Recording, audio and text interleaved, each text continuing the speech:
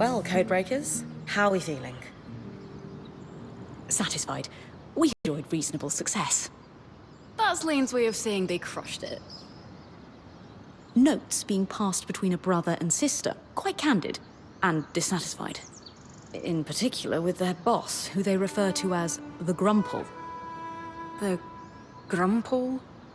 A Renlund myth, where ill-behaved children would be gathered up in a sack and tossed into the river to drown at the end of the year. Bye. The Grumple, yes. Renlund fables prominently feature drowning as a punishment for children.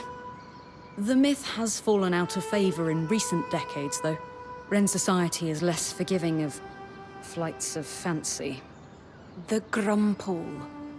Really? Really. Moving swiftly on.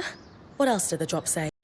Remember that ominous note about tracking individually in specific teams? From the context provided by our hauler, we now know a significant number of Hearthsiders survived the surge. But only just surviving. They relied on the runner-hauler teams. But supplies consistently, there is also a sense that the Enclave was getting increasingly dangerous for the Scouts. The flood, of course. With supplies running thin, the supply teams were falling under suspicion of stealing. This pair responded with the entirely reasonable, if exhausting, plan of overperforming. I've done that job, Lane. Sometimes you just need to prove the ass in charge wrong. Indeed. They collected a cache of rare items they were planning to turn in when they felt its size and value would erase any suspicion. Do we know if they turned it in? No, but we know what it was. Or is. And that's where I come in.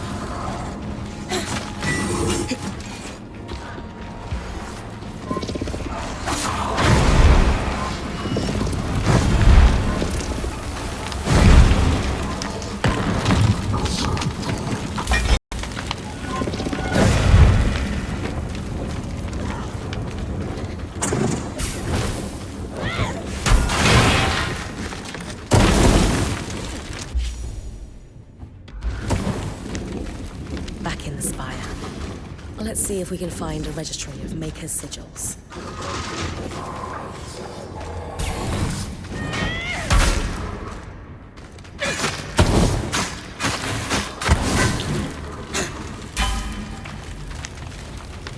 This looks like some kind of evacuation plan. Doing research before enacting asylum, I'd imagine.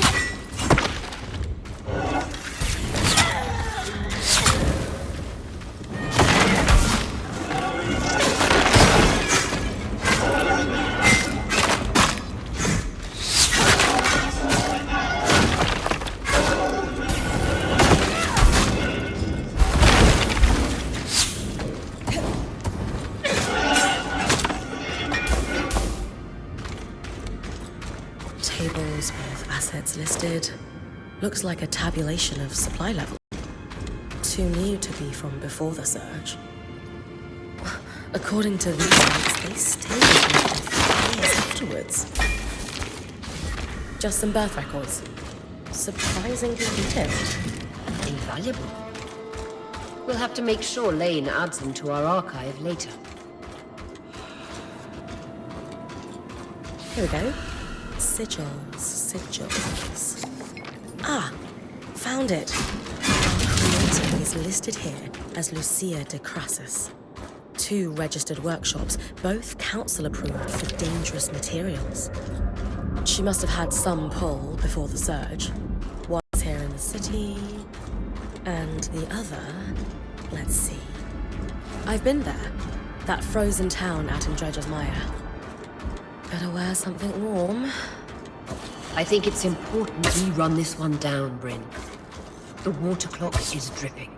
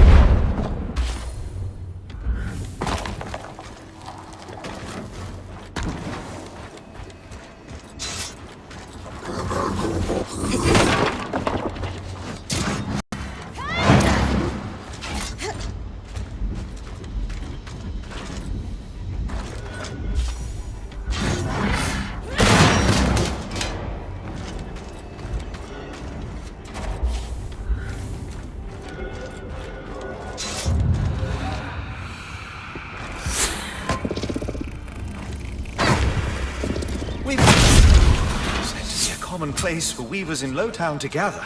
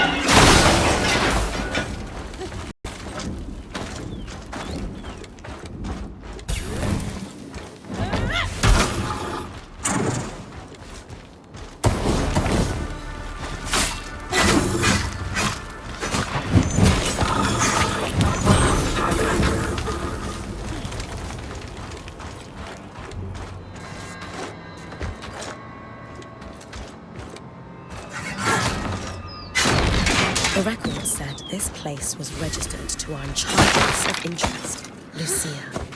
It sure doesn't look like a saboteur or smuggling den.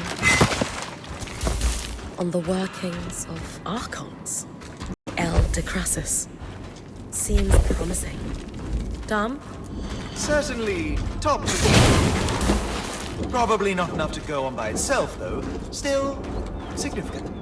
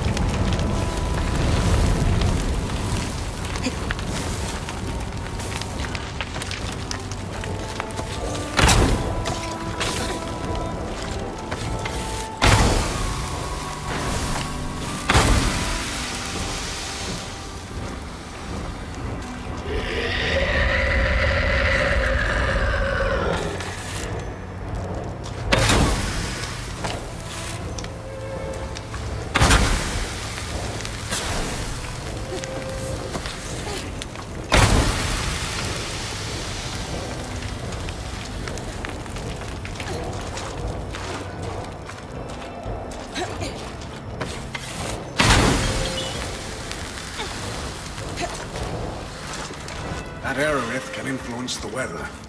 Almost certainly my things are frozen over. Malfunctioning, then. Indisputably. The ice buildup must be causing a cyclical localized reaction. Sure. I'll take care of it. Good idea. Swampy environs and intense cold is bad even for Enclave parchment. Best to lower the risk.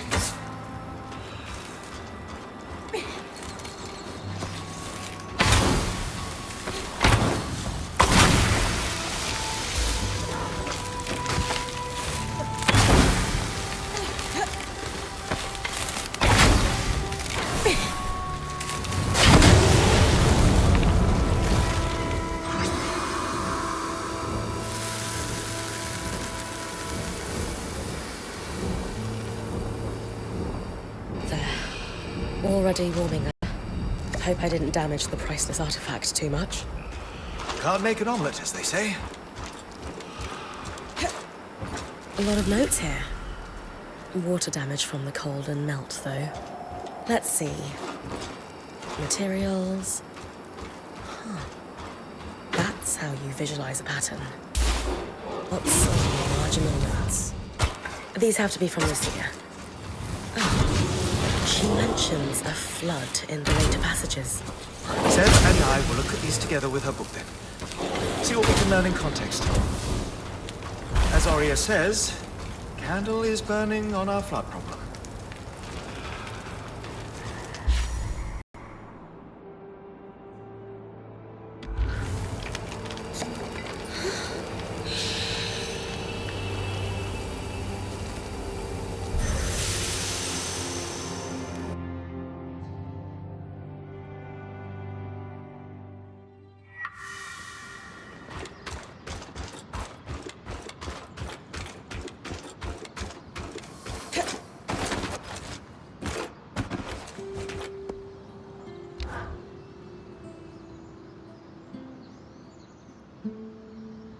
Any luck with the materials we gathered from Lucia's workshops? Yes. I'll let Sev fill you in. We started with the book, which was painfully dry and highly theoretical. Unsurprising. The Enclave was notoriously tight-lipped about the construction of the arcs. The book was still useful, as it contained a number of craft-specific terms, shorthands and annotations. All critical. Referencing the book clarified the notes. Without it, they bordered on deranged rant, especially at the end. Sort of a window into her thinking. We suspect Lucia spent a long time in isolation while working on these. She covered many topics, but the most prominent was her work into the flood. Who exactly was Lucia? It seems like she had a lot going on. Brilliant, but disturbed. She harbored a severe hatred of Enclave leadership, bordering on obsession. Reams of fiercely colorful text, just to say some very rude things, especially about the Eye, their leader. She was also, at one point, one of the most respected enchanters in the Enclave. She worked on something she refused to name, but was clearly of deep significance to the Enclave itself. Called it the source of all our problems. Sadly, she only danced around that subject, and never offered details. We know the Hearthsiders spent years working in Denevron after the Surge. Why do we think Lucia ended up so far from the capital? It's evident she disagreed with the leaders of the Enclave and gathered others around her who agreed. There's talk of several meetings taking place in the Mire, most likely to be away from prying eyes. Called her group the Verdant Minds. Very planty. I like it. It's poetic. Her workshop was a little brisk, even for my tastes. Any idea why? She was fascinated with Enclave technology, specifically the dismantling, disruption, and repurposing of it. Remember our talk about the aeroliths and how they could influence the weather? When the effect is accidentally concentrated, it can be quite intense. We suspect she was experimenting with the aerolith in relation to the floods. She predicted their start. How do those devices I found with her mark on them tie into all of this? In her final notes, her obsession shifted from the Enclave's leadership to the miasma flood. She was determined to find a way to stop it. On one hand, he looked to the aeroliths as a mitigation. Could they repel the miasma? In the end, her answer was no. And so she turned to disruption. We think the arcs were tests. Could she shut them down? And if so, could she shut down something larger? She was clearly successful at least once. Maybe twice if we count the one outside the Veil. Indeed, and when we're doing more general questions, that is what we must talk about. All intriguing information. But we should focus on the flood. Does she have an answer for us? Partially.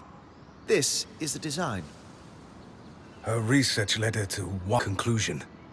To stop the floods, she needed to disrupt a barrier of some sort.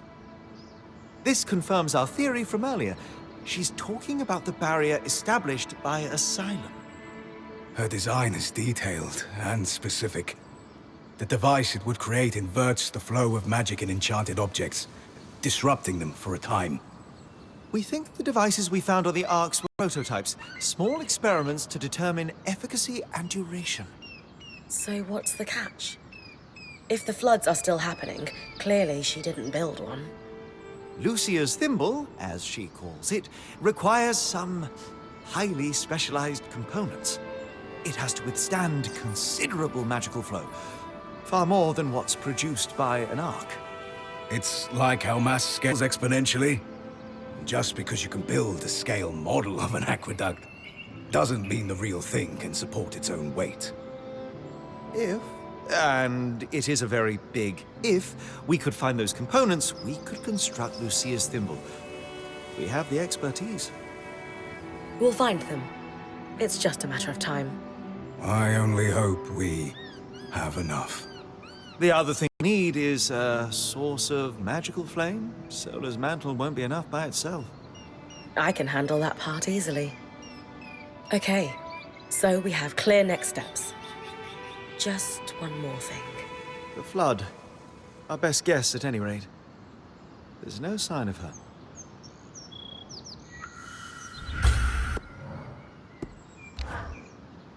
I am going to be poring through Lucia's notes for years. Fascinating stuff. Perhaps not to everyone, but she was a brilliant enchanter.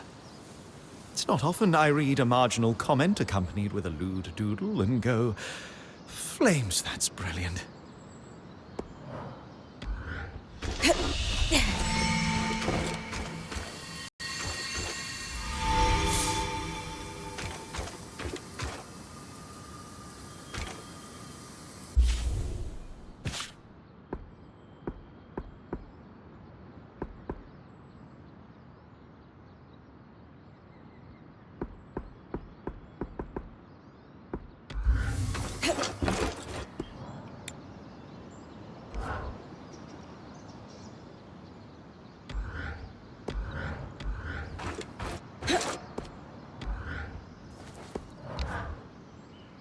I keep thinking about how angry those notes were. Lucia's. Yes, the tone was acidic, and she clearly felt she'd been betrayed. Not in the general sense. It was personal. I just wish she'd been more clear about by whom.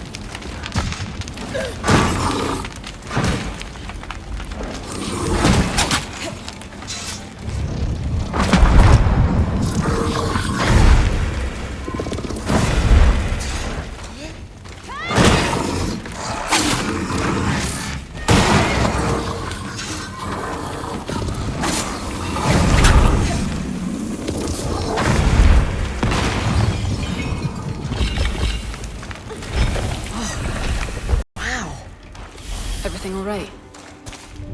Yeah. There's just so much. Oh. And a letter. Encoded like the others. Can't wait to work it out.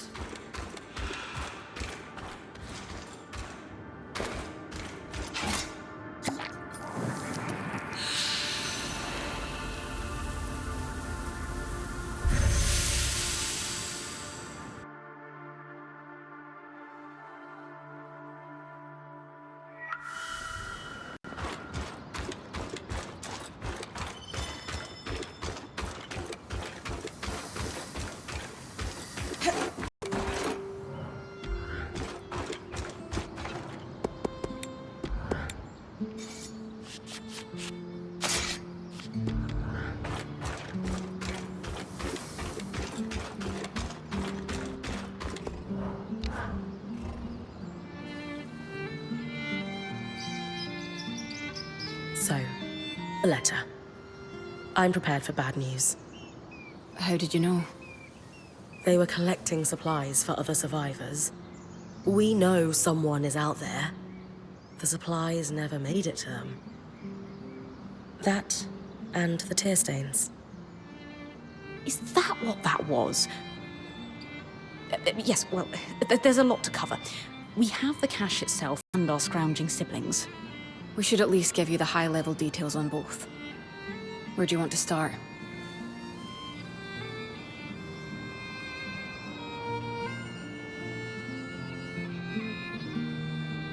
What did the final note say? Yes, right. It was a farewell. One sibling disappeared. The runner. I thought the runner of the pair was the one we found. So did we. But this last message was a farewell to his sister. Apparently the Grumpole... Really? I know. But apparently their boss had been ordered to stop wasting resources on the search. And so our hauler left this farewell, hoping his sister might find it, on the chance she was alive. He was going to remove all their other messages so their plan wouldn't be found out. We postulate he was on his way to do that, When the flood caught him. These people, however many are left, They might really need our help. They're still organized and have a command structure, but it sounds dysfunctional. Is there anything we could do, do you think? Sadly, no. But their story will live on in our chronicle. Did we confirm they weren't actually stealing from the Enclave? The letter seems genuine. I think their plan was to bring in a big haul. It says a lot about the Hearthsiders that our siblings thought this would clear any suspicion. How so?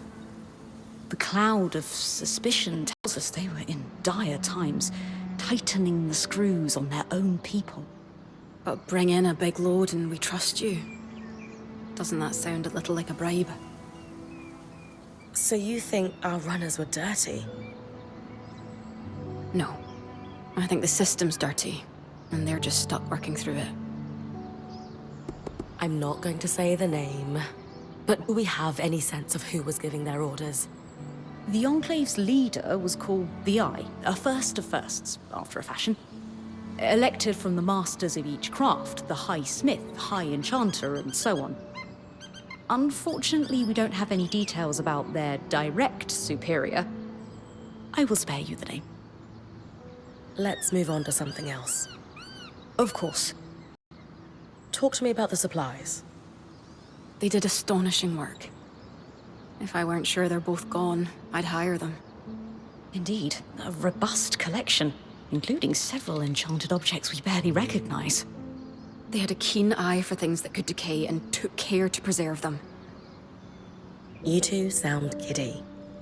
If there's one thing Lane and I are passionate about, it's preservation of rare objects. That's enough about the cache. Sure. So, where do we go from here? Good news. We compared notes with Dam. We found parts that will let us complete Lucia's thimble from those schematics you decoded. It has been a busy time. Solar will handle the assembly, of course. I suppose the only other thing to say is, good job, Bryn. Indeed. We have made progress in unraveling the shape of what the post-Surge society looks like in the Enclave. Further, these documents are invaluable to the historical record. And maybe you'd put a couple souls to rest. Not to be sentimental.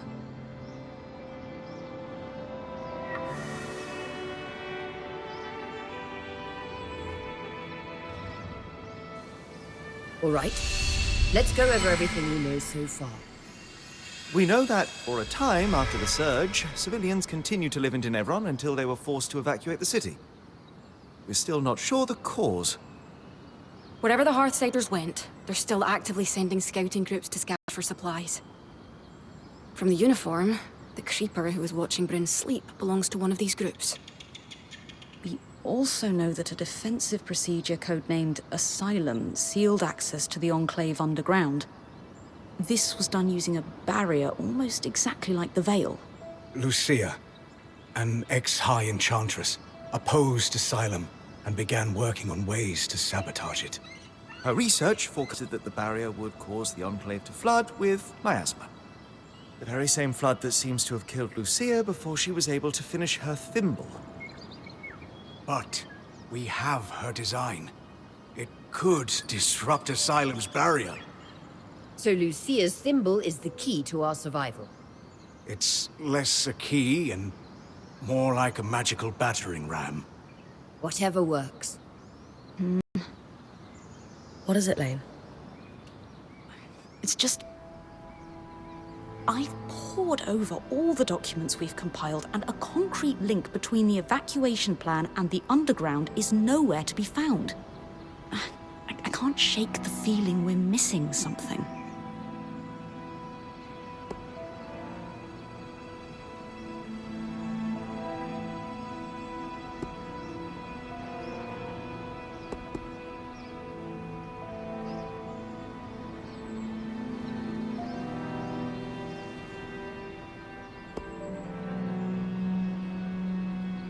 The Enclave destroyed a lot of information from their documents.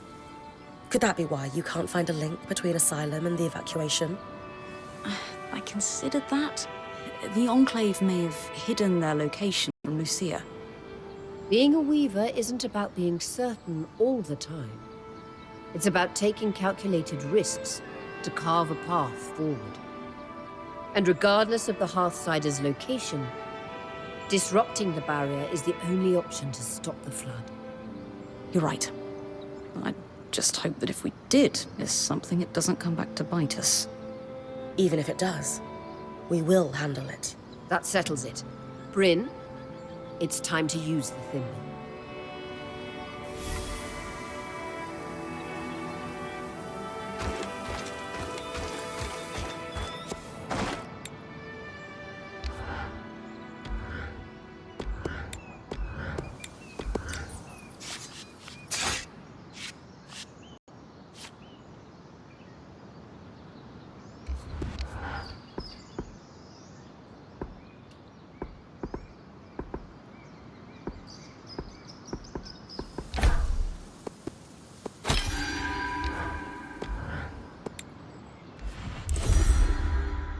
Thank you for your help with that, Bryn.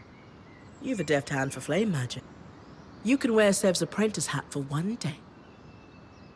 Also, Lucia knew what she was doing. This thimble was clearly designed to pair seamlessly with Enclave constructions.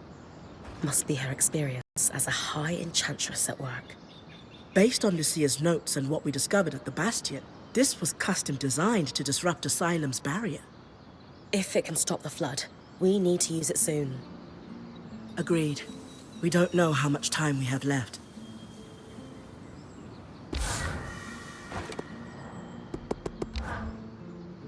You know, there's one silver lining to the sad tale of our deceased runners. What's that? We know the Hearthsiders still have some advanced production capabilities. The materials they were gathering don't have much use for basic survival. Therefore, weapons, armor, and enchantments. Any concerns about us claiming them? None. They've been there long enough. Scavenger etiquette applies. These kinds of materials are too rare to let go to waste.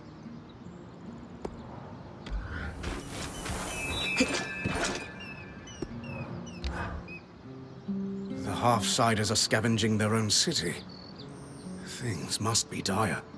I'm worried about them after that particular discovery. You've a kind heart, Bryn. Though I'll stick to worrying about us. If...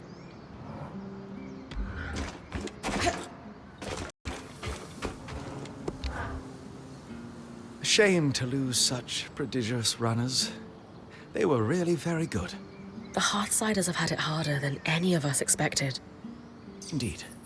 We shan't let their efforts go to waste. Lucia's thimble is within our reach thanks to them.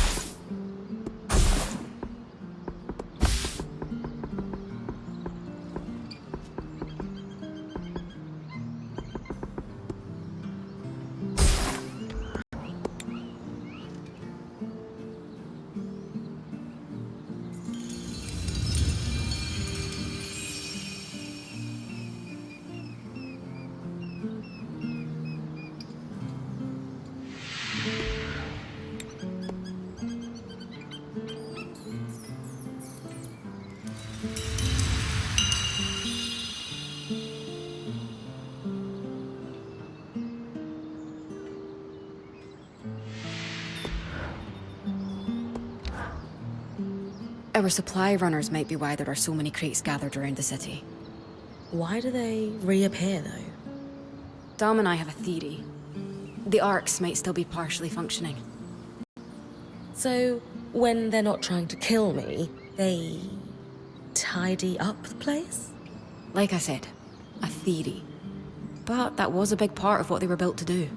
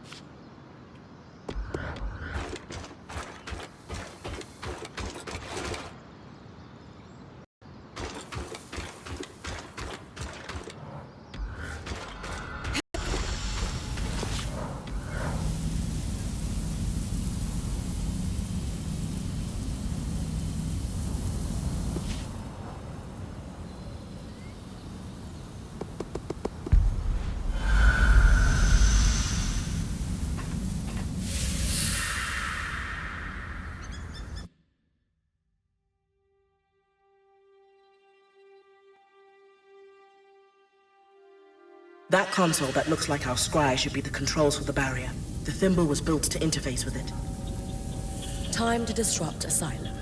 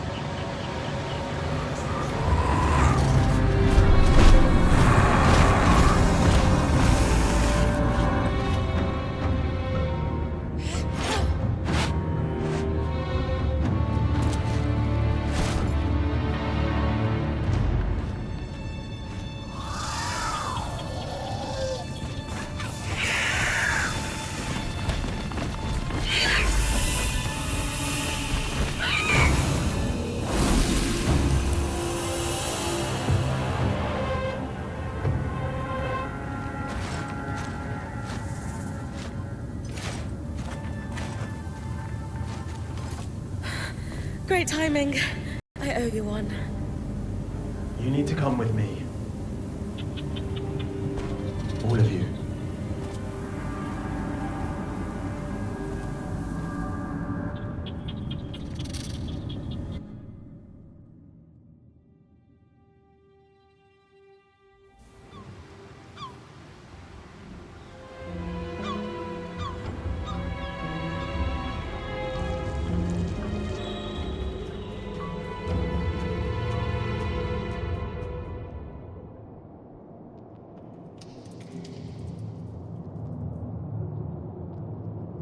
We mustn't cause a panic. Sure. It's not like we had a dire supplies shortage on our hands before this happened. What do I tell the High Enchanter? The Guild will want... Enough. We won't discuss this further. Not in front of our guests. Identify yourselves. Aurea Harpene, or Silverbeak, as I'm known among Weaver circles. This is my band, and beside me is our acting point. Bryn. And you are? Khan Stuneld, Eye of the Enclave. My colleagues are the Spindle and the Axle, representatives of the Enchanting and Crafting Guilds. Who sent you? Sent us? Taza? Renland? Udea? The Enclave is the envy of the Maida for its magical prowess. Clearly one of those nations has finally grown a spine and decided to take it for themselves in our moment of weakness. Moment. No one sent us. We came here by accident. What kind of fool do you take me for? You expect me to believe that you bypassed our veil, infiltrated our loom gates, and breached asylum without a national power backing you? When you put it that way. This is a misunderstanding. We're Weavers, like you. There was a brief opportunity to enter the Enclave for the first time in decades, and we took it. Everything we've done since we arrived has been to uncover what happened here after the Surge. And to find you. If that is true, have you really no inkling of the trouble you've caused? No. Your reckless conduct has unleashed an enemy that nearly destroyed us 27 years ago. The Surgeborn. They first appeared a little over a decade after the Veil went up. Where did they come from? No one knows. But they arrived in the Underworks before making their way to the surface. Where they left a trail of destruction in their wake and wreaked havoc on the Enclave. Causing casualties to rise. And so I called for a retreat here, saving countless lives. We sealed the Surgeborn in the Underworks for good. Until now.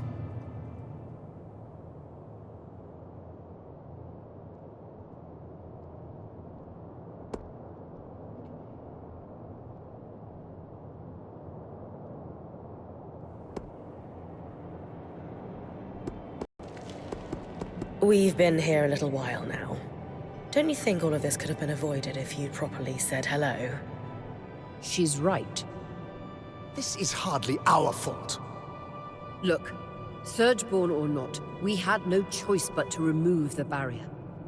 Though, I suppose we owe you thanks for warning us about the floods. Who warned you? You did. Did we?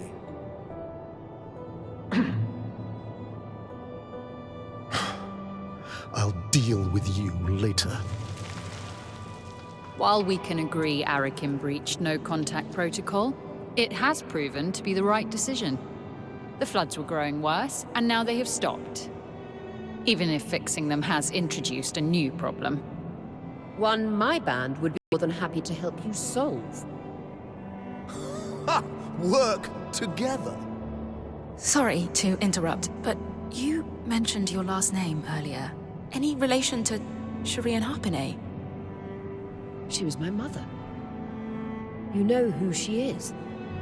Of course! I mean, before my time, obviously. But she's still renowned in the Enchanting Guild. Her work is remarkable. There's a Oh. I can't believe she didn't mention that. There is so much I'd love to ask you, but for now, Aurea comes from a long bloodline of outstanding and renowned weavers. Shouldn't that buy her band some grace? All right. Your presence in the outskirts will be tolerated. Nothing more. What about the Surgeborn? What about them? Shouldn't we work together to deal with them? We could use the help. The Surgeborn are a problem for anyone in the outskirts, not us. Cassidon's Hold is a fortress. The scouts who head into the outskirts to scavenge for supplies. We'll take our own precautions.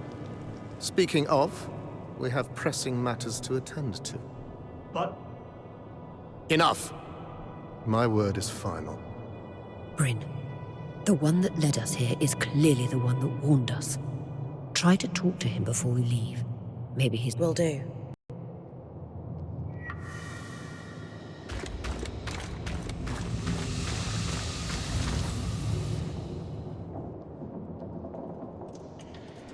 Hey, Arakim, was it? oh, just call me Arik. Well, Arik, I never got a chance to thank you. For grabbing me before I fell to my death. I think you had it. Besides, I couldn't let you plummet into a chasm. The Eye is pretty peeved with me, but hey, that's just a bonus. You and the Eye don't seem to get along very well. What gave it away? The mutual contempt? The Eye doesn't like anyone who shows initiative or challenges him. Unfortunately, those are my main qualities. And I suspect he perceives them in you, too. Yeah, I didn't get the impression he's my biggest fan. Will you be in trouble for saving us? I'd worry if he ever decided to get off his throne and do something about it. But he finds that throne very comfortable. So, are you glad we're here? I'm thrilled you're here. I have to say, I'm surprised. Oh, yeah. Sorry for all that cloak and dagger stuff earlier. Khan Stanild had me on strict orders not to make contact with the Weaver Band. But it was the right call. From what I just saw, your presence here is having an impact.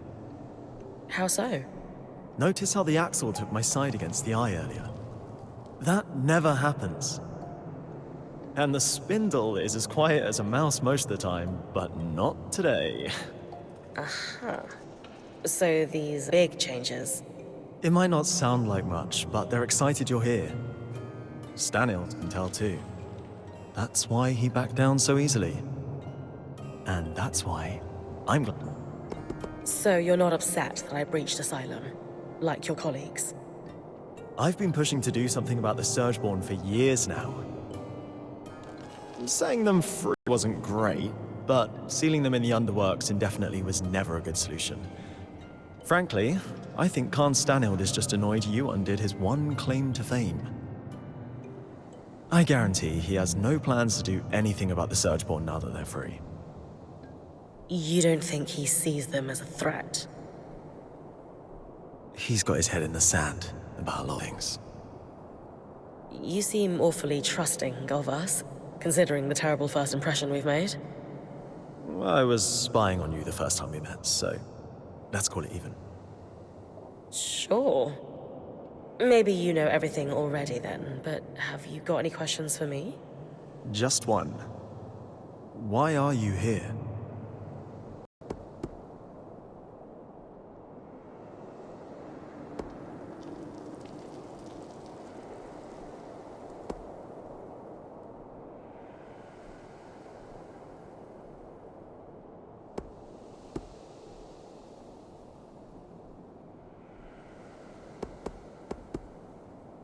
Decades of war across the Main followed after the Surge.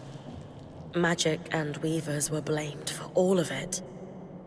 Without the Enclave as a stabilizing force, it's as if the world outside has splintered into factions, divided by chaos and fear.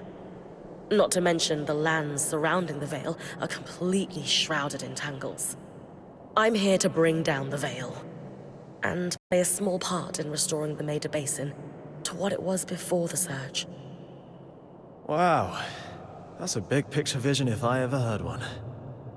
If that's truly what you want, then dealing with the Surgeborn is the first step.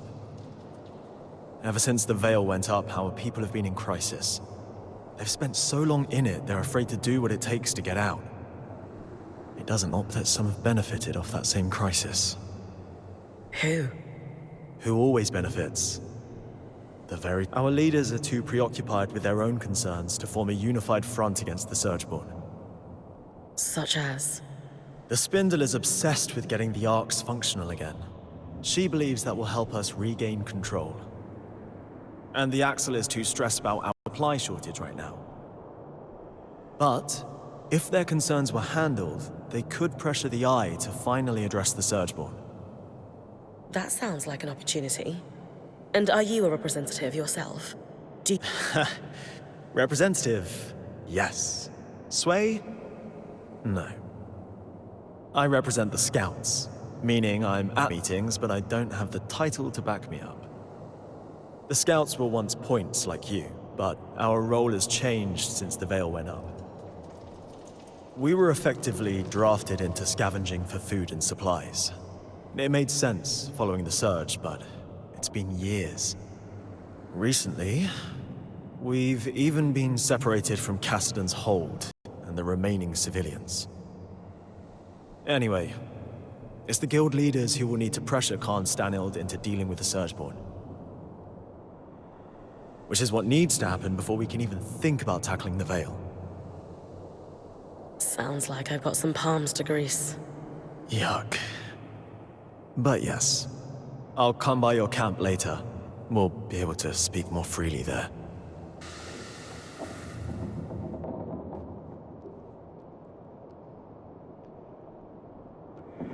What is that about? The Eye isn't one for idle chit-chat. That's worth watching. Talk to you back at our camp. You got it. Sev, you all right? No. I mean, yes. I'm fine. You sure? Rin, the rest of us are heading out. See you back at camp. I got to go.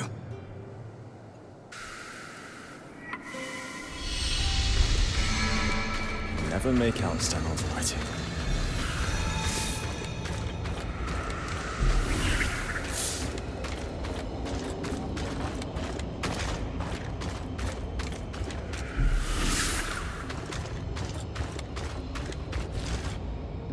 Let's talk in your camp.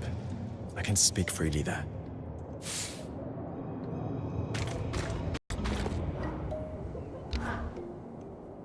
So, you. Me? The one causing trouble. The one poking into corners. The one who hasn't the good sense to leave well enough alone. Had you allowed Arakim to reach out to us sooner, this could have been avoided. Arakim has a proven record of poor judgment on matters of protocol. I will not be lectured by the person who put us all at risk on how best to handle our security. But I'm being impolite. Let us start afresh, shall we? Please, share what you hope to accomplish by loitering around the hold.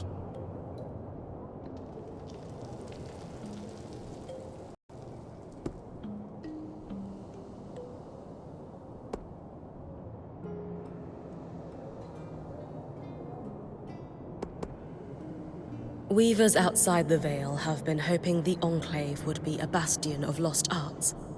And it's clear that's not the case. Still, there is history and expertise to be found here.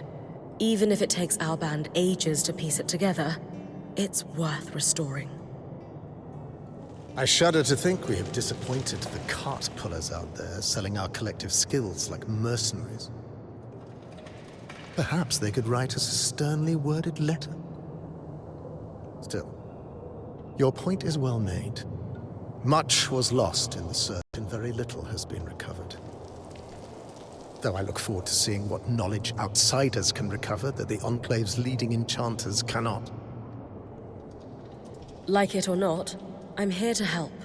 The Enclave stands on a blade's edge. Stretch our resources too thin on risky ventures, and we face collapse. Certain elements of our population will for action, for bold purpose. And I ask you, what purpose is bolder than survival? Well, Purely rhetorical. We must survive, and we must make considered, careful moves if we are to do so. There is no sacrifice too great towards that goal. You, at least, understand the precarity of the situation. Now understand the necessity of our caution. I do, but... Thank you for your time. You may go. But... You may go.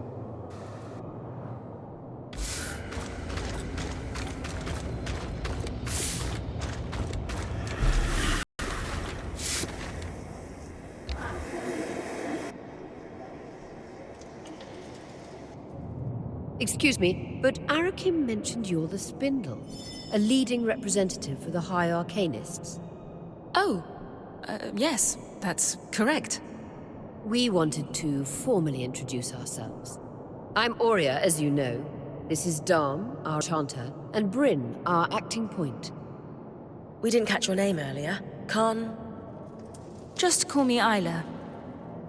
Is there something I can help you with? We'd actually like to help you. Apparently you want to restore the Arks. Shh! Not so loud. Sorry, that sounds wonderful, but the Eye won't be happy about us collaborating.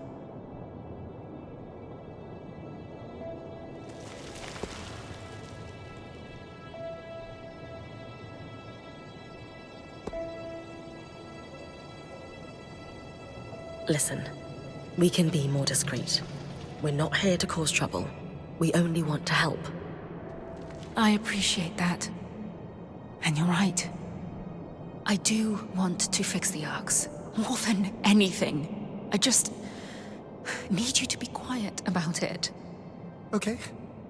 We'll try, but forgive us if our excitement bubbles over and we forget. It's Dam. He's the one that might forget. We know that the Arks began malfunctioning after the surge. A select few were even sabotaged. Any idea on what caused the other malfunctions? Some theories, but nothing solid. Anyone who knew how to create Arks, let alone fix them, died before I was born. I've tinkered with an innovative Ark that's lying near the Grand Gate, but it would make a world of difference if I could study a resonance that was freshly harvested from a great Ark's pattern. Consider it done.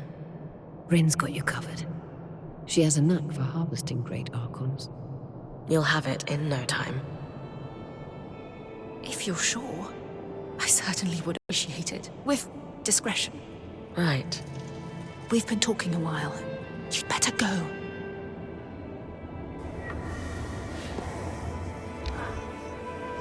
Before Asylum, all the loom gates were reset so that the Surgeborn couldn't use them to continue spreading. How did you reconnect to the city? We tracked down a key swatch to Denevron. Found it in the mayor's home in Poldervale. Your band is quite resourceful.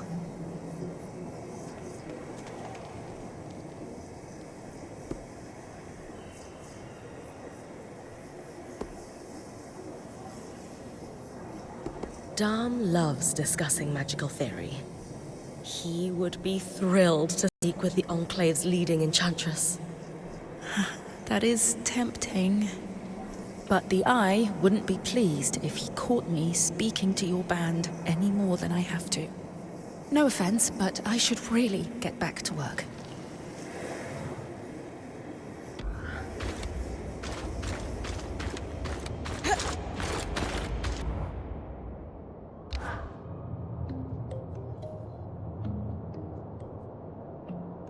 I am simply telling you, as the foremost leader of the Enclave, that I don't want you getting distracted. Can you clarify what you mean by that? You know exactly what I mean. Eyes down, know your place. Focus on your own problems. Organize your little craftspeople. Keep the wheels of civilized society greased. And don't dare to presume you know better than me. If you have a problem with my performance, you are welcome to gather feedback from the people who elected me. They may have a clearer understanding of what I bring to the table. We'll continue this conversation later. Khan Arteme. Allow me to formally introduce you to Bryn, the Weaver Band's point. You're the Axel, right? Arakim says you're a good person to know. I am. My given name is Haroon, as Arakim said, but you may refer to me as Khan Arteme. It's a pleasure to make your acquaintance, despite the circumstances. And the new Surgeborn threat requires us to realign our priorities. Some are a little slower on that than others. If there's anything we can do to move things along, What about the supply shortage? I've seen her in combat. She's better than any of us. What's her help look like? I'd prefer if she could avoid unleashing another apocalypse on us.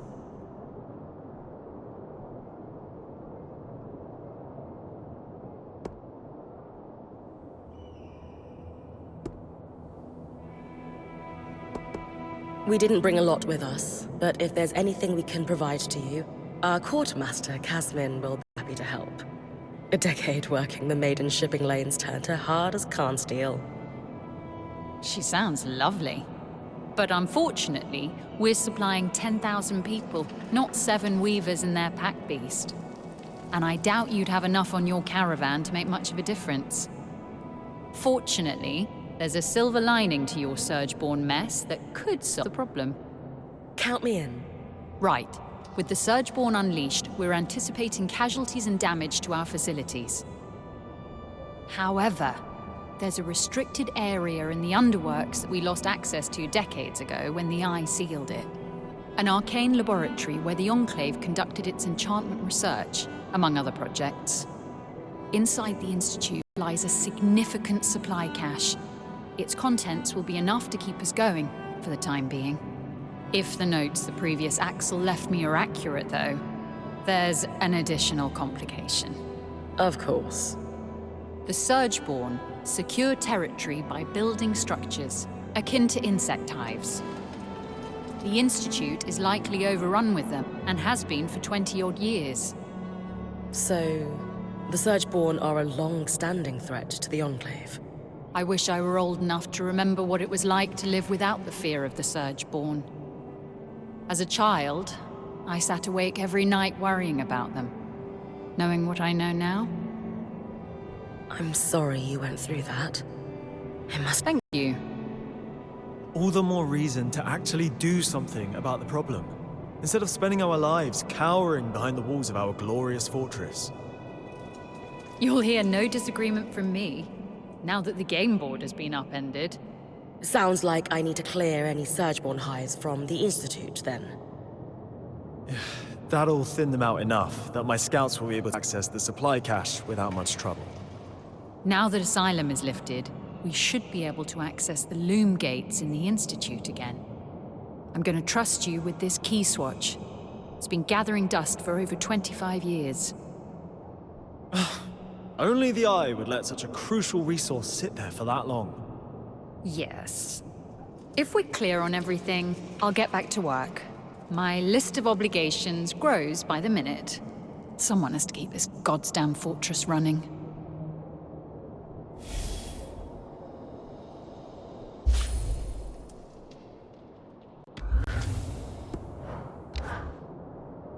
What's your history here? Have you been the Axel for a long time? Do you care? You seem like someone who deliberately underplays her hand. I'd hate to play a game of Panjal against you. All right. I'll take that as a compliment. I was elected to this seat 8 years ago. I've done a good enough job to be re-elected. What made you decide to run for leadership? My predecessor was incompetent and took bribes. The guild members tolerated it for a time, but eventually enough was enough. The Eye never seemed to have a problem with it, though. Do you think he's taking bribes? You really aren't afraid of asking dangerous questions, are you? I personally haven't seen any evidence of his corruption. He believes in his own judgment too much to accept a bribe. It's easier to bribe the lower-level guild members anyway. Isn't that a bad thing? The wheels of society must needs be greased. If they do any more than skim a little off the top, I'll come down hard on them. And that's why I've managed to keep my job. Well, part of why, anyway. How's your working relationship with the Eye? Is he your superior? He would like to think so. His seat casts the final vote when the council cannot make a decision. But his seat has more power than that. Khan Stanfield wields power beyond the traditional bounds of the Eye's seat, yes.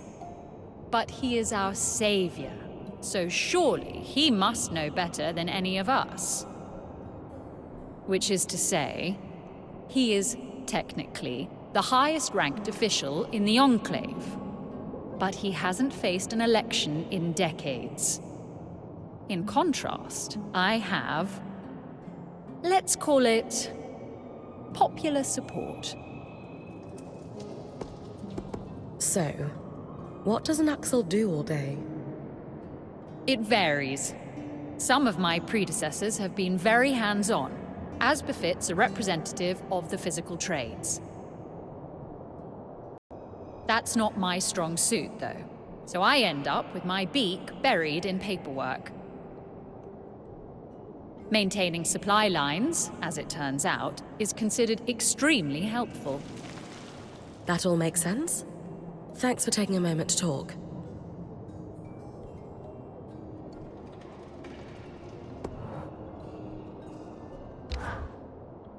All this wreckage scattered throughout the room. Why haven't you guys cleaned it up? Khan Stanild ordered us not to.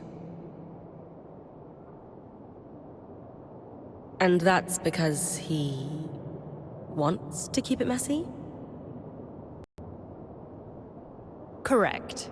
Speaking frankly, my impression is that he wanted any visitors to feel as if we were still in a major state of crisis. Though visitors are few and far between, upper government officials only, all of whom are working from offices with roofs. We are the lucky few over here, it seems.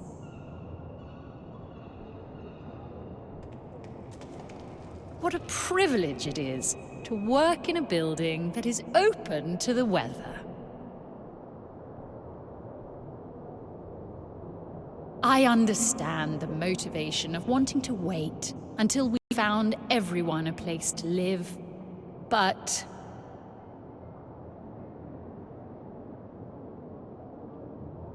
we achieved that 20 years ago. Thousands of survivors rehomed.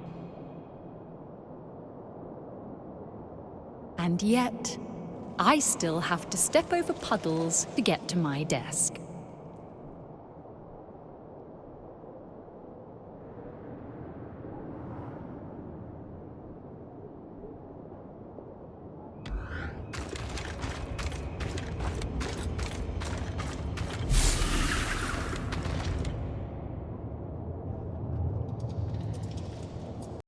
Need I remind you that your access to Cassidon's hold is restricted? Oh, I didn't mean to intrude. You would do well to mind yourself, newcomer. Or risk losing the privilege of coming to Cassidon's hold entirely.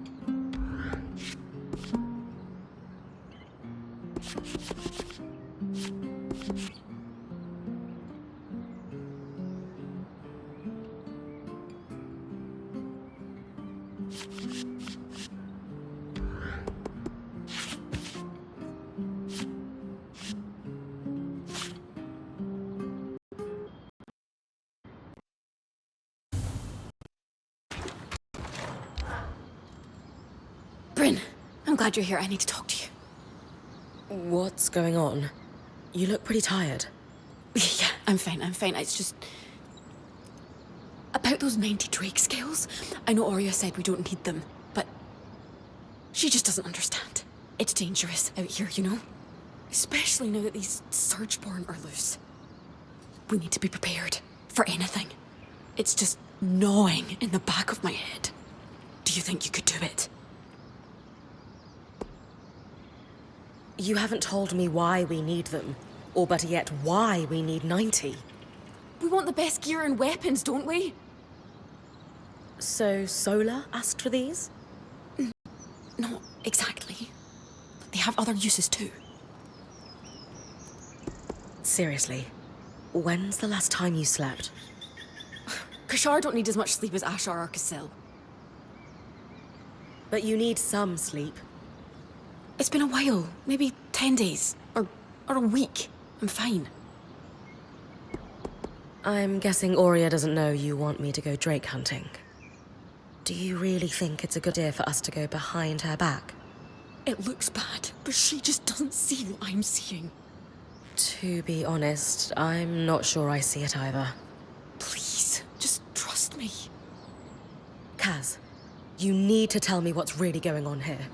I want to help, but the Drake scales? The Weaver Band is okay. More than okay. We're in the best shape we've been in since we entered the Enclave, now that we've made contact with the Hearthsiders. Besides, the caravan is looking pretty full. It's not making sense. You think I'm insane? No, of course not. Era's breath. I shouldn't have brought this up. Ugh. But you just don't understand. Everyone could die if I don't... It would be my fault. Whatever this is, please just tell me what's going on. No. Shouldn't have burdened you. Sorry, just... But Kaz... I can't talk about this anymore. Casmin is not okay. And I don't think bringing her more stuff is the answer. I don't want to talk about the scales anymore, but... the Hearthsiders look more traumatized than a beast of burden after a hurricane. What? Why would you say that? I would think someone who grew up in the wake of war would recognize the signs. Disorganized and unable to triage their own problems. They're overwhelmed. Suspicious of us despite our clear good intentions, suggesting paranoia. And while their leader is in deep denial of the very real crisis the Enclave is in, the others accept it. They've been stewing in turmoil for so long, it's become their new normal. And it's probably more comfortable for them than the prospect of change. You're right. They do remind me of some veterans back in Carnhaven. Saw it 1,000 times over while working in Udea. Aurea may not want to hear it, but these people are completely lost in their crisis. What makes you say that? Aurea has a case of hero worship when it comes to the Enclave. She can be blinded by it sometimes. Huh. It's not to say great things didn't happen here. But at the end of the day, the Hearthsiders aren't gods. They're fallible. Just like us. Kaz, you know you can talk to us about what's going on, right? Nothing's going on. I'm fine, I promise. You don't seem fine, though. It's just, no one seems to understand how important the Ashpeak Drake skills are, and... Bad things are going to happen if we don't... You know what? I just can't talk about this right now. I'm sorry.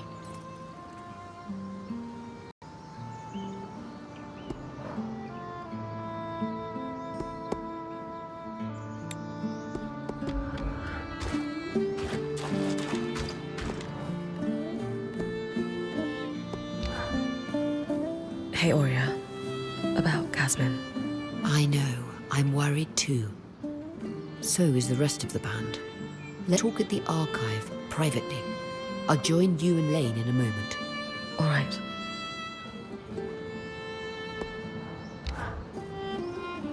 Hey. You all right? Yes. There's something I should have told you, so I'll just come out and say it. I was born in the Enclave. How is that possible? Oh, luck or tragedy, depending on your perspective. Before I was born, my mother and father lived here happily for several years. But they decided it would be better if my mother raised me with my grandmother and great aunts for the first few months of my life. So she left with me when I was just a hatchling, with every intention to return. But the surge happened. The life I should have had was lost for good. Because of all this, I never knew my father. I don't even know his name. Is it common for Oberon hatchlings to be raised apart from their fathers? No, but it is common for extended family to be involved in the raising of children. As you know, I come from a long line of weavers, many of whom traveled in caravans their entire lives. It was apparently quite a shock when my mother fell for a Hearthsider. So your parents were looking for a compromise when it came to raising you? Exactly.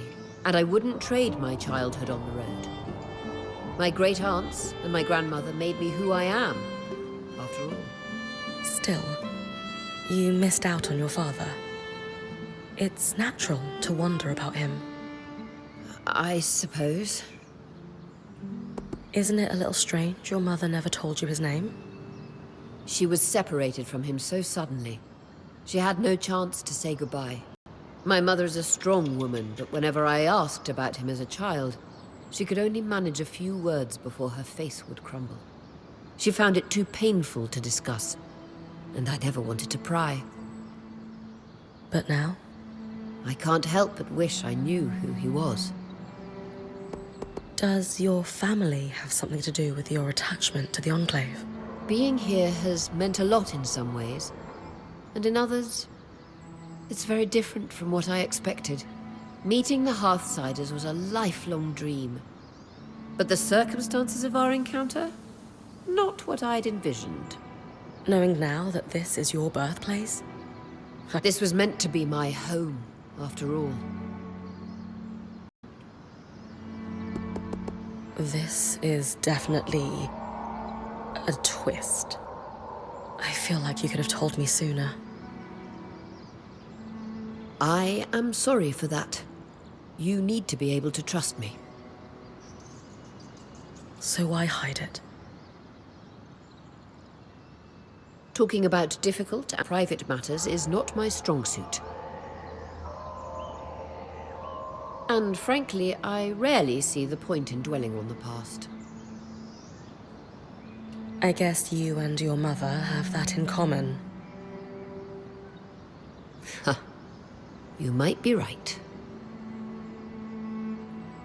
So, we're going to find out who your father was. You would help me? Of course. Maybe Lane would have some ideas on where to start. Actually, I had an idea myself. The spindle mentioned a statue of my mother. It's clear the Enclave commemorated their champions. I can't shake this feeling my father is among them. You think there's a statue of your father? I know it sounds strange, but the handful of times that my mother spoke of him, she described him as this great hero. Since she was one herself, is it so crazy to think she might have meant that literally? Maybe not. I can scope out the statues in Upper Denevron for a resemblance, if that's what you want. Good. And thank you.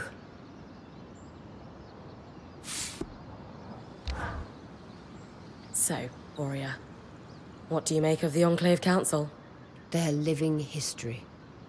What they've seen, what knowledge they must have preserved. All this time, they've been here, holding the fort. It's great you've offered to help the Axle and the Spindle. Just be careful you're not going over the eye's head.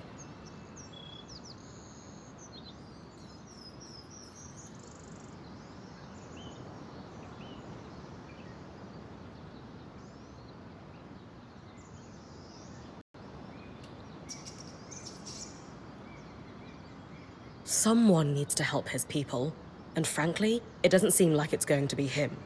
Try to have some understanding of all he's been through. He's led the Enclave during a crisis. The rules change. He knows more about the Surge, the Enclave, and arguably even magic. Because while we've been outcasts, he's been here, at the heart of our culture. It's something we need to respect. I'll try. Good. Aurea, I'm curious. Why the sudden interest in finding out more about your father? He was trapped in the Enclave my entire life. This is the first chance I actually have to find out who he was. Right. But I guess what I mean is, you really never tried to find out more from your mother. I always had this sense that it wasn't something she could discuss. There was a heaviness in the air when his name came up. She was in love with him. And then she lost him in this cataclysmic event that no one could have predicted. That must have been unimaginably painful. Yes. She wasn't a tragic figure, though. She carried it well. You'd never know she was in pain. And truthfully, I had such a good life with my mother and my grandmother. It wasn't like I felt he was missing. Until now. Until we arrived here, yes. Something about this place just makes it clear how much I've lost because of the Surge. Being here makes me wonder. If the Surge hadn't happened, would I have been forced to leave home to become a weaver? Most certainly not. You would have been a valued member of society, not an outcast. Did you have a good relationship with your mother?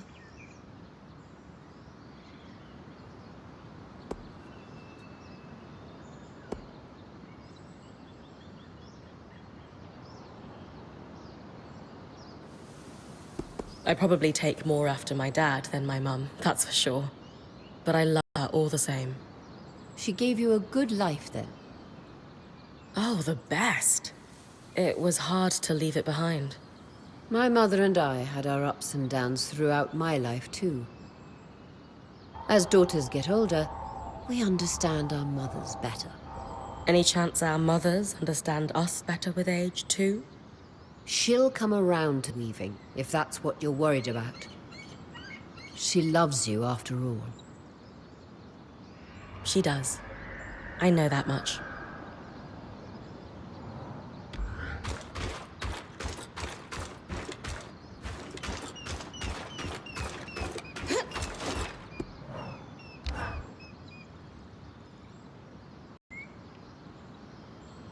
It's safe to say Casmin hasn't been acting like herself. She's always been tightly wound, but this is something else. Bryn, she seems more open with you than most. Can you describe in detail what's abnormal about her behavior? She's begging me for more supplies, even though the caravan is chock full. Not that we could tell, because she's covered it up. More than that, she just seems distressed. She's always talking about worst-case scenarios, and lately it's like she's convinced we're all going to die. I have heard rumors of abnormal behavior developing in Kashar that could be linked to this. What kind of rumors? In polytheistic beliefs that are pervasive in the southern part of the Maida, there is an affliction known as Ira's plague. The sufferer is haunted by twisted visions of death and pain. The goddess of justice, Ira, won't allow the sufferer inner peace until they repent through scrupulosity. Scrupulosity? What is that exactly? Oh, my apologies. I forget most people don't follow UD in eschatological study. Scrupulosity can be best described as a series of repetitive acts that one is compelled to do. For example, if Casmin is plagued by relentless images of our band dying from exposure, She might send our point over and over again to retrieve supplies. yes, in order to dispel the horrific visions. Are you seriously suggesting Casmin is... what? Possessed? Of course not. I'm confident that this is merely a stigmatized phenomenon that could not be explained through facts or science. So the populace explained it through religious folly instead. Any ideas what facts could explain it? Not yet. I didn't realize Casmin was spiritual. Is she really trying to hide these visions from us? Though not devout herself, Casmin grew up with a strict Ashar mother. You're right, she did. It's possible Casmin's affliction was a point of shame or contention between them. Perhaps she fears rejection if she shares her experience with us. Kashar, what does Ira's plague have to do with them? While most see Kashar as a celebrated merging of the two cultures, some fringe sects agree. They believe the wider lineage simply leads to more ancestral sin that must be atoned. And thus, only Kashar can be afflicted. Really? Where do you land? The concept of impure lineage is clearly hogwash. But I suspect the affliction could somehow correlate to the Kashar's unique physiology. All right. Casmin is suffering. We need to do something about it. And preemptively? No exorcisms? As I said, this is likely nothing more than a condition that has been stigmatized by religion. A scientific explanation must exist, and thankfully, we are in the heart of progressive thinking. You think the Enclave could have done research on this? Makes sense. Where should I start looking? The steps in the upper city is where I'd start. Between the main building of the spire and the atrium used to stand a school for alchemists. From your explorations, the surge hit that area pretty hard, but some of the building may still be standing. Great. Maybe the name of someone who suffered like Casmin, or a healer who treated the condition. If you find someone like that, you'll want to search the areas of the city where they spent time. Ira's plague is wildly misunderstood across the Maida. If we could find a treatment, it could help more than Casmin. You're right. I'll start with the steps, then expand my search.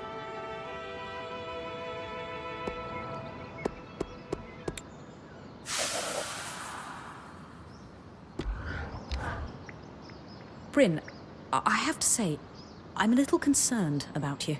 Me? Why's that? I don't think you know what you're getting yourself into with the Enclave Council. You're not just helping them, you're diving headfirst into their political affairs. Lane, if I can fight an Archon 10 times my size, I can handle a little bureaucracy. That's exactly my point.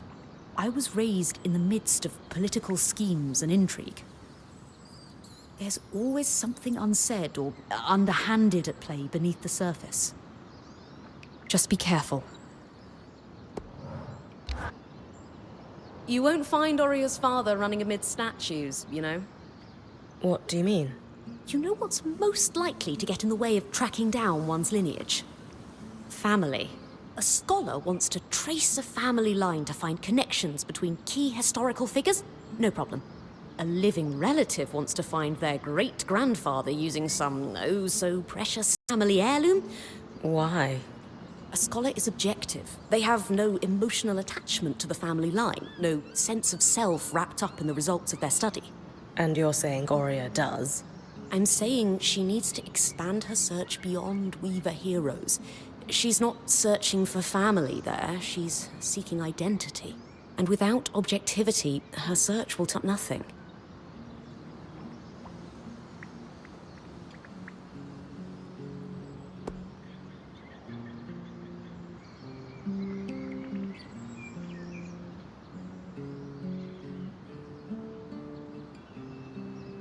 We aren't all defined by who our family is. Aurea is just exploring her past. Who says it has to be some big reflection on her sense of self? It doesn't have to be. But I've done a lot of ancestry for people that come from families as successful as Aurea's. If she isn't assigning some greater meaning to all this, she'll be the first I've encountered. I'll keep that in mind. Food for thought, at least. One of the greatest tragedies of the Surge is the loss of stories. The Enclave might not be that old, but with so many dead to the Surgeborn, their memories most certainly died with them. I can understand that. Oh? My parents' generation tend to stay quiet around the fire. Whatever stories Khanhanders had were beaten out of us by public lashings and prison camps. And we haven't had time since independence to start telling new ones. Ah, yes. Bryn of Carnhaven. I almost forgot. Wait, like what Darm called me? You were listening? I always am. Habit born of a Udean upbringing, I suppose. But, yes. I suppose the similarities are there, aren't they? A population whittled down by catastrophe. Stories lost. Did you ever have the urge to press a little harder? To try and learn just one or two stories? Even if it was painful for the person telling them?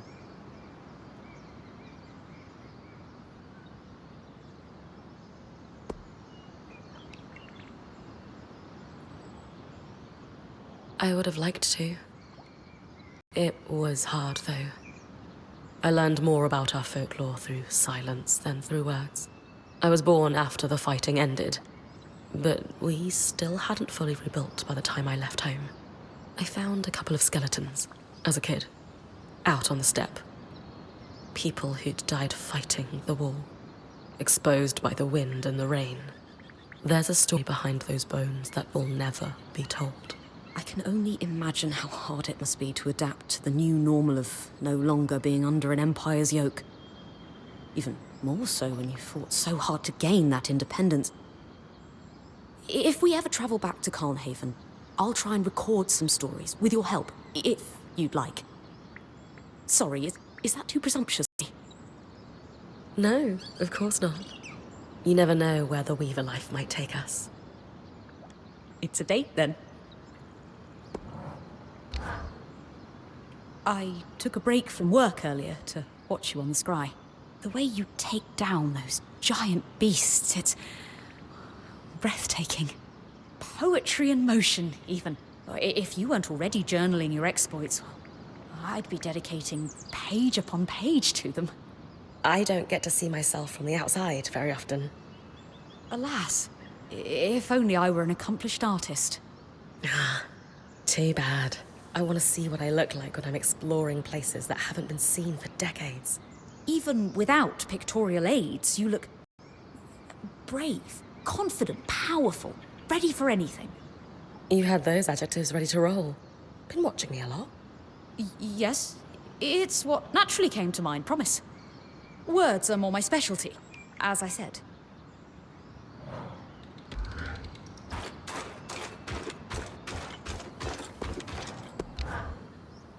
It might sound callous, but I'm a little disappointed in the Hearthsiders. They're in worse shape than any of us expected.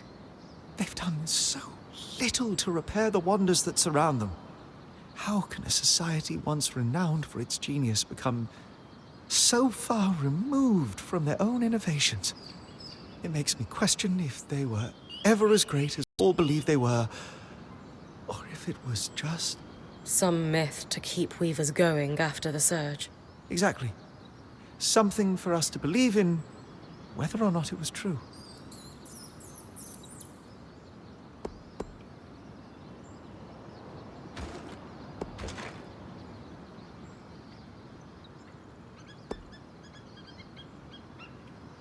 I've honestly been having the same thoughts myself. Well, it's not exactly living up to the stories my father told me each night. Not just bedtime stories, but books, academic papers, first-hand accounts. It's all being thrown into question. I'm just not sure what to think anymore.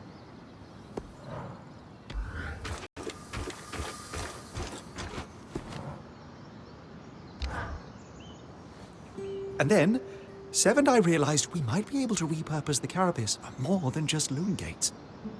Uh-huh. Purely theoretical right now, but I'm contemplating tangle-resistant gear, or even a protective layer around the caravan. Dom, I'm a little busy trying to look over these kind schematics again. Do you mind coming back later? Oh, okay. You're right. We can discuss theoretical magic anytime. Oh. Hey, Bryn. Everything all right? Things between you and Dom seem... Yeah, a bit. I'm not sure he understands what my work on the Tarmakine smithing techniques means to me. Have you told him how you're feeling? It feels like he's so wrapped up in his own discoveries that he's not hearing me. He is easily distracted, but maybe you should try again. If there's one thing I know about Dom, it's that he loves you. He must care your feelings. Then why isn't he asking about them? Sorry, this isn't on you. I'm just frustrated. I need to do more than just tell him what Tarmakind means to me. How so? I need to show him. By investigating Tarmakind practices, maybe I can make some headway on restoring these techniques. Hey, I'm always down to investigate lost knowledge. Especially in the name of love. You'll help me? Of course. Amazing. I'll ask the Axel if she knows anything about Tarmakind smithing in the Enclave. Great idea. I'll meet... That wasn't exactly the warmest welcome. I'm guessing the Enclave Council isn't your biggest fan right now. Not a great first impression, but I can bring them around. Even the Eye. He seemed pretty peeved. Hey, if I can help people, he won't have any reason to hate me. Whatever the Council thinks of you, I'm glad you're trying to help them. I think they could really use it. Yeah, they don't seem to be in great shape. Nothing our daring point can't fix.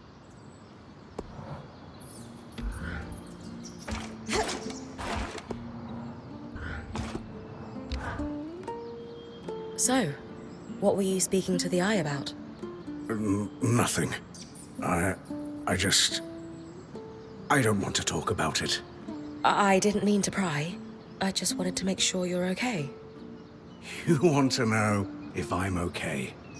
Yes? Then how come no one is at all concerned with the fact we can't leave?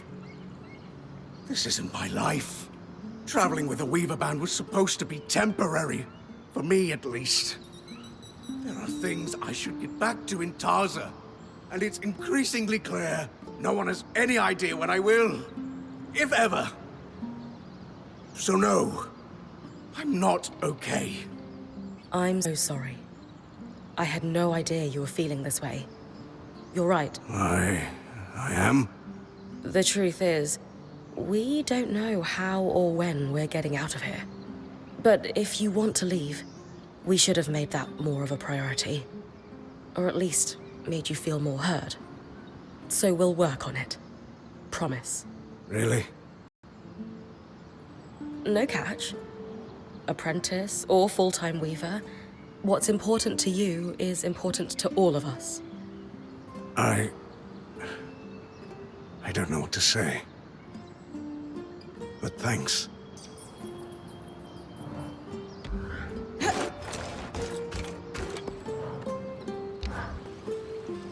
How are you settling in, Eric?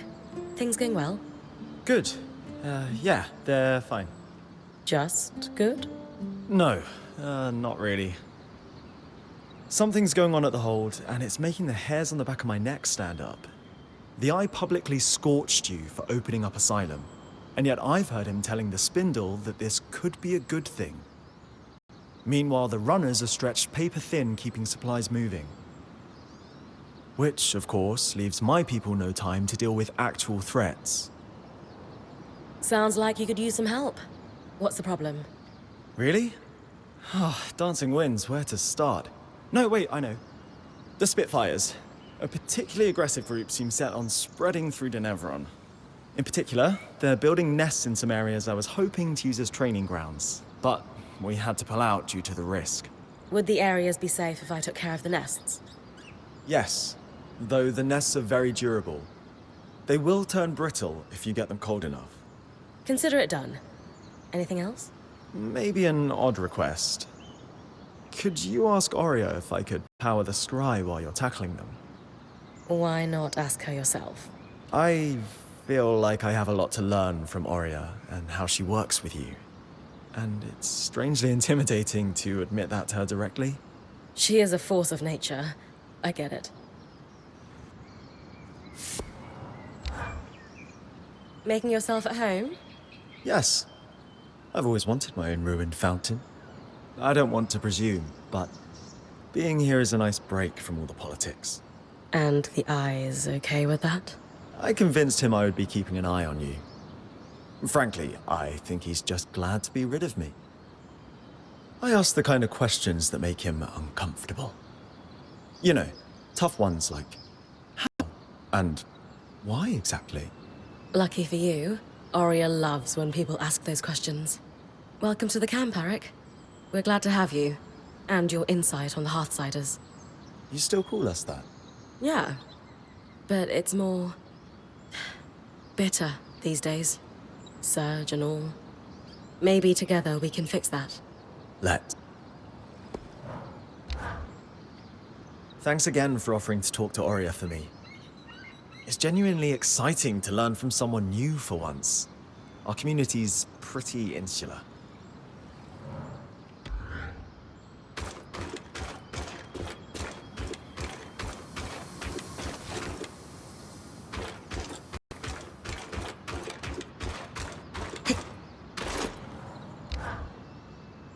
Hi, Oria.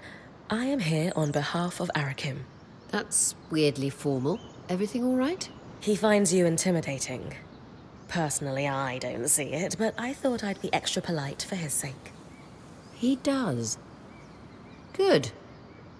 What does he want? He's wondering if he could power the scry while I run an errand for him. He's hoping you'll give him tips. Happily. But feel free to tell him I was a bit scary, to keep him on his toes.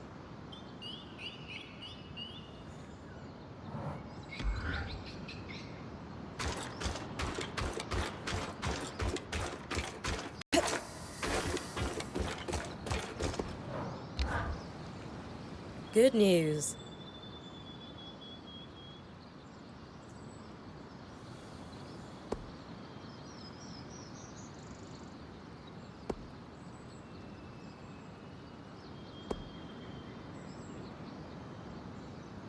It was tough going, but I managed to convince Madame Silverbeak to take you under her wing.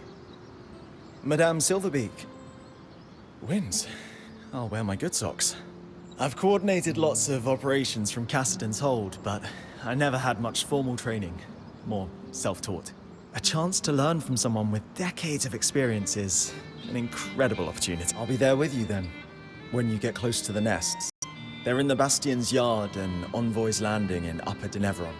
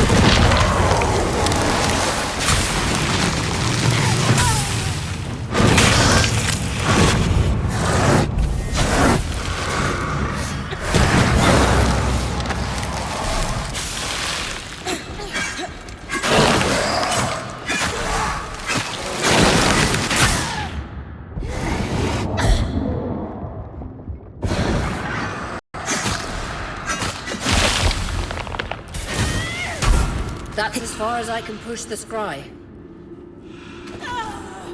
End of the lifeline, Bryn. End of the lifeline, Bryn.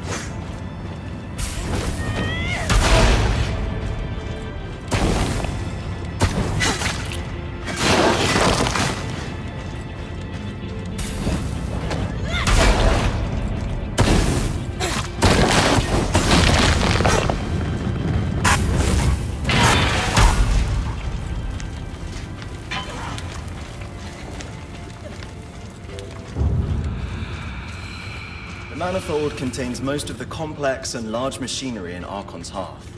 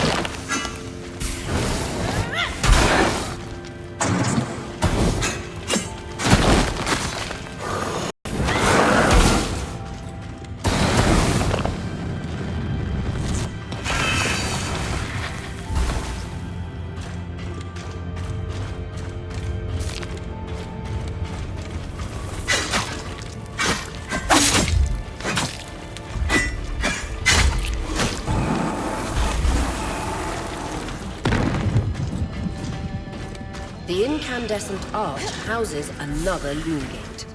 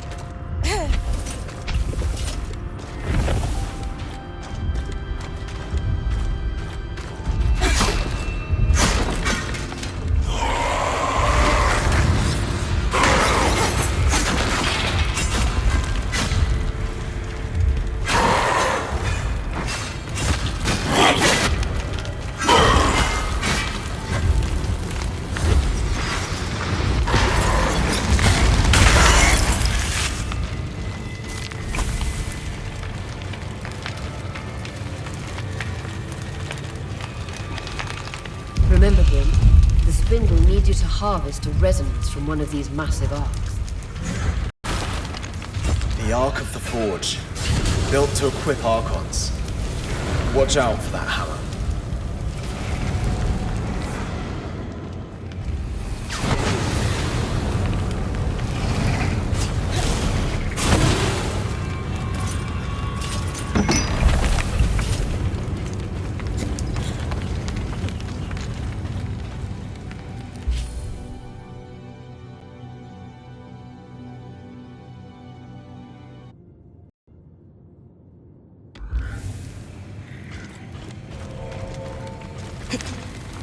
Arcane Foundry.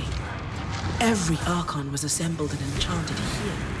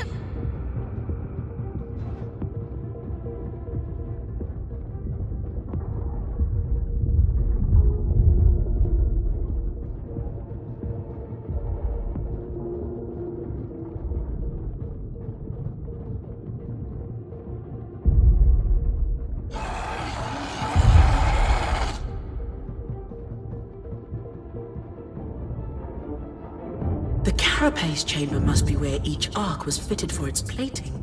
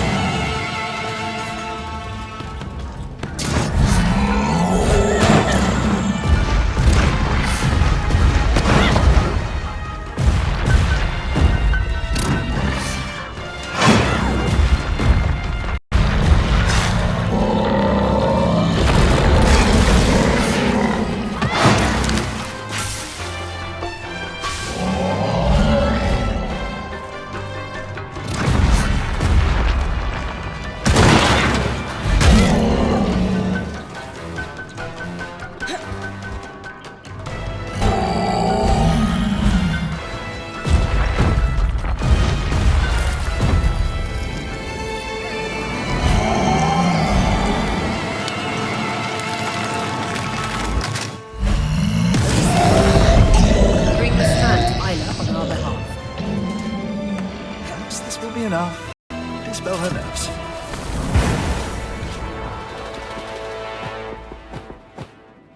Only one way to find out.